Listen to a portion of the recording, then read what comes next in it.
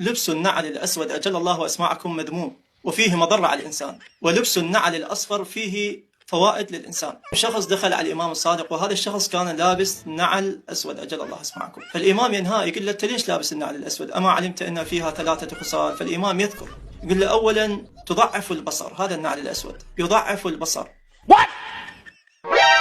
ويرخي الذكر ويورث الهم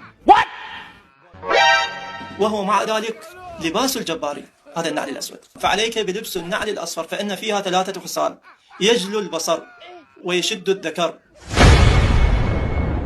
وينفي الهم، وهو مع ذلك لباس الأنبياء. في رواية: من لبس نعلا صفراء لا زال في سرور حتى يبليها، إلى أن تروح تبلى يكون عنده حالة سرور.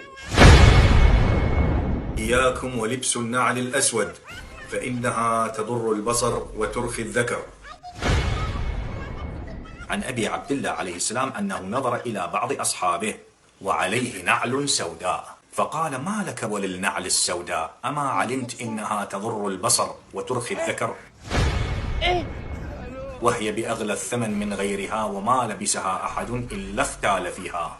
وهو مع ذلك لباس الجبارين، هذا النعل الأسود.